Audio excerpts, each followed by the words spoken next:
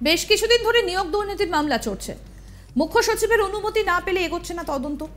তাই নিয়োগ দুর্নীতি সংক্রান্ত মামলায় মুখ্য সচিবকে হলফনামা দিতে বলেছিল আদালত। শেষ পর্যন্ত হলফনামা পেলেও তাতে সন্তুষ্ট নয় হাইকোর্ট। এবার কড়া ভাষায় মুখ্য সচিবকে কার্যত সতর্ক করল আদালত। নিয়োগ দুর্নীতি মামলায় সরকারি আধিকারিকদের বিরুদ্ধে চার্জ ফ্রেম করে বিচার পর্ব শুরু করার ব্যাপারে রাজ্যের মুখ্য সচিব বিপি গোপালিকাকে অনুমোদন দিতে ফের আর একবার সময় দিল হাইকোর্ট। তবে এটাই শেষ সুযোগ বলে সাফ জানিয়ে দিল কলকাতা হাইকোর্ট। বিচারপতি জয়মাল্য বাগচি ও বিচারপতি গৌরাঙ্গ কান্তের ডিভিশন বেঞ্চ স্পষ্ট জানিয়েছে আগামী 2রা মের মধ্যে এই ব্যাপারে তার মতামত জানাতে হবে, না হলে আদালত অবমাননার রুল জারি করা হবে তার বিরুদ্ধে। নিয়োগ দুর্নীতিতে ধৃত প্রাক্তন শিক্ষামন্ত্রী পার্থ চট্টোপাধ্যায়, কল্যাণময় গঙ্গোপাধ্যায়, সুবিদেশ ভট্টাচার্য, শান্তিপ্রসাদ সিনহা সহ একাধিক ব্যক্তি জামিনের আবেদন জানিয়েছিলেন কলকাতা হাইকোর্টে বিচারপতি জয়মাল্য বাগচির ডিভিশন বেঞ্চে। সেই মামলাতেই সিবিআই এর তদন্ত নিয়ে প্রশ্ন তুলেছিল ডিভিশন বেঞ্চ। সেখানেই সিবিআই এর তরফে জানানো হয় তারা 2022 সালের সেপ্টেম্বর মাসে রাজ্যের মুখ্য সচিবের কাছে অনুমোদন চাওয়া হয়েছিল ধৃত সরকারি আধিকারিকদের বিরুদ্ধে চার্জ ফ্রেম করে নিম্ন আদালতে বিচার পর্ব শুরু করার ব্যাপারে। কিন্তু তিনি এতদিন ধরে বিষয়টি ঝুলিয়ে রেখেছেন। তারপরই কেন তিনি অনুমোদন দিচ্ছেন না মুখ্য সচিবের কাছে তার ব্যাখ্যা তলব করেছিল ডিভিশন বেঞ্চ। কিন্তু লোকসভা নির্বাচনের কারণে তার হাতে সময় নেই বলে বারবার আদালতকে জানাচ্ছেন তিনি। এদিনই তার মতামত জানানোর নির্দেশ থাকলেও তিনি কিছুই জানাননি।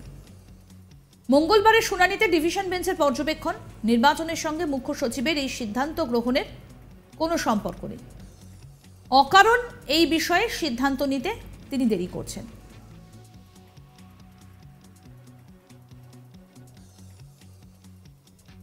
এই বিষয়ে আমাদের প্রতিনিধি মানস নস্কর কি প্রতিবেদন তুলে ধরলেন শুনবো এবার। নিয়োগ দুর্নীতি মামলায় ধৃত সরকারি আধিকারিকদের বিরুদ্ধে নিম্ন আদালতে চার্জ ফ্রেম করে বিচার পর্ব শুরু করা যাচ্ছে না রাজ্যের মুখ্য সচিব বিপি গোপালিকার অনুমোদন না পেলে, এবং সেই অনুমোদন তিনি দিনের পর দিন ঝুলিয়ে রেখেছেন বলে ফের গতকাল কলকাতা হাইকোর্ট ক্ষোভ প্রকাশ করলো এবং এবার সরাসরি বিচারপতি জয়মাল্য বাগচি এবং বিচারপতি গৌরাঙ্গ কান্তের ডিভিশন বেঞ্চ জানিয়েছে এটাই শেষ সুযোগ দেওয়া হচ্ছে। এই নিয়ে এর আগে 3 বার আদালত তার কাছে জবাবদিহি বা তার বক্তব্য জানতে চেয়েছিল। তিনি আদালতকে কোনো রকম কিছু বক্তব্য জানাননি নির্বাচনের কথা জানিয়ে।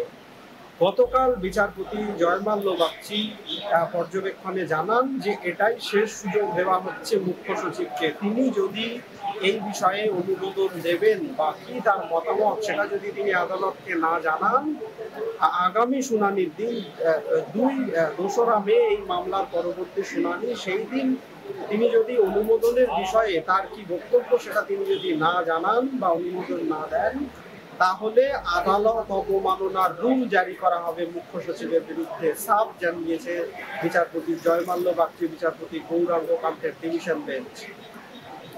উল্লেখ্য, সিবিআই নিয়োগ দুর্নীতি মামলায় কি তদন্ত হচ্ছে সেটা জানতে বিচারপতি জয়মাল্য বাগচি সিবিআই এর যারা কৌশলী ছিলেন তাদের কাছে জবাবদিহি তলব করেছিলেন বা রিপোর্ট তলব করেছিলেন। বিচারপতি জয়মাল্য বাগচির বেঞ্চে পার্থ চট্টোপাধ্যায়, কল্যাণময় গঙ্গোপাধ্যায়, শান্তিপ্রসাদ সিনহা সহ এছাড়াও একাধিক ব্যক্তি যারা নিয়োগ দুর্নীতি মামলায় গ্রেপ্তার হয়েছেন তারা জামিনের আবেদন জানিয়েছিলেন। সেই সংক্রান্ত মামলায় বিচারপতি জয়মাল্য বাগচি, বিচারপতি গৌরাঙ্গ কান্তের ডিভিশন বেঞ্চ সিবিআই এর কাছে এই নিয়োগ দুর্নীতিতে তদন্ত কতদূর এগিয়েছে বা কোন পর্যায়ে আছে সেই বিষয়ে জানতে চেয়েছিলেন। তখন সিবিআই এর তরফে জানানো হয় যে নিম্ন আদালতে সিবিআই তদন্ত চলছে, কিন্তু নিম্ন আদালতে এই সমস্ত আধিকারিকদের বিরুদ্ধে যে বিচার পর্ব সেটা শুরু করা যাচ্ছে না।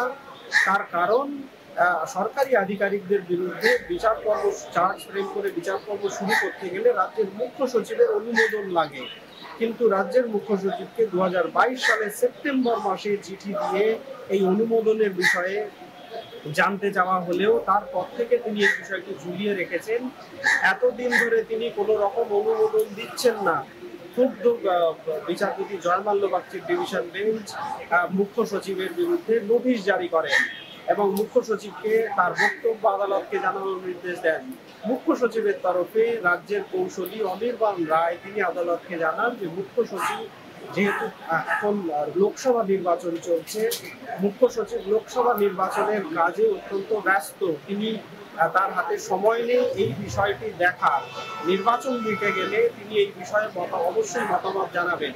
কিন্তু বিচারপতি জয়মাল্য বাগচির পর্যবেক্ষণ ছিল যে পুলিশ কি কোনো ঘটনা এফআইআর করা বন্ধ রেখেছে, কোনো তদন্ত মামলার তদন্ত কি বন্ধ রয়েছে?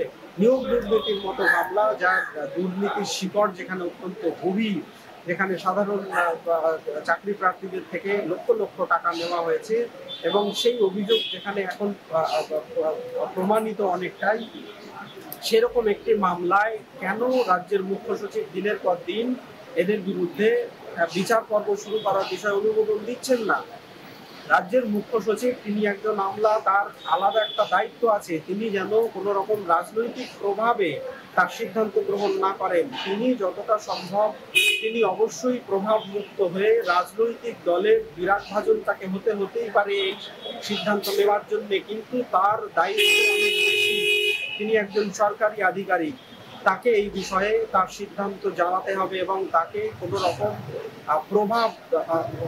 সমস্ত রকম প্রভাব মুক্ত হয়ে এই সিদ্ধান্ত নিতে হবে এবং অবশ্যই তাকে আদালতকে জানাতে হবে যে তিনি কি সিদ্ধান্ত নিচ্ছেন। তারপরেও মুখ্য সচিবের তরফে আদালতে জানানোর ফের একই কথা বলা হয় যে নির্বাচনী পরিস্থিতির কারণে নির্বাচনের কাজে তিনি ব্যস্ত থাকার জন্য তিনি কোনো রকম তার বক্তব্য জানাতে পারছেন না। বিচারপতি জয়মাল্য বাগচি ডিভিশন বেঞ্চ এর আগে দুবার সময় দিয়েছে, এর আগে হুঁশিয়ারি দিয়েছে তাকে সশরীরে আদালতে হাজির করা হতে নির্দেশ দেবেন এইরকমও। তারপরেও গতকাল এই মামলাতে শুনানি ছিল, বিচারপতি জয়মাল্য বাগচি সাফ জানিয়েছেন রাজ্যের কৌশলীকে যে এটাই শেষ সুযোগ, এরপর যদি তিনি তার বক্তব্য না জানান তাহলে তার বিরুদ্ধে আদালত অবমাননা রুল জারি করবে কলকাতা হাইকোর্ট। তিনি এই বিষয়ে নিম্ন আদালতে যে বিচার পর্ব শুরু করা যাচ্ছে না এই অভিযুক্তদের বিরুদ্ধে, সেই বিষয়ে তার কি মতামত এবং কি তাকে সিদ্ধান্ত নিয়ে সেই বিষয়ে তাকে জানাতে হবে।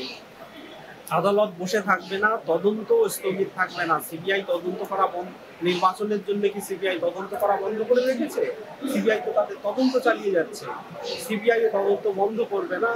আর এই অজুহাত, নির্বাচনের অজুহাত দিয়ে মুখ্য সচিব এই বিষয়ে অনুমোদন দেবেন কি দেবেন না সেটা আটকে রাখতে পারেন না। তাকে অবশ্যই আগামী 2রা মের মধ্যে তার বক্তব্য জানাতে হবে। তিনি যদি কোনো বক্তব্য না জানান আদালত তার বিরুদ্ধে আদালত অবমাননা রুল জারি করবে। আরও আপডেট পেতে দেখতে থাকুন আজ তাক বাংলার ইউটিউব চ্যানেল, সাবস্ক্রাইব করুন।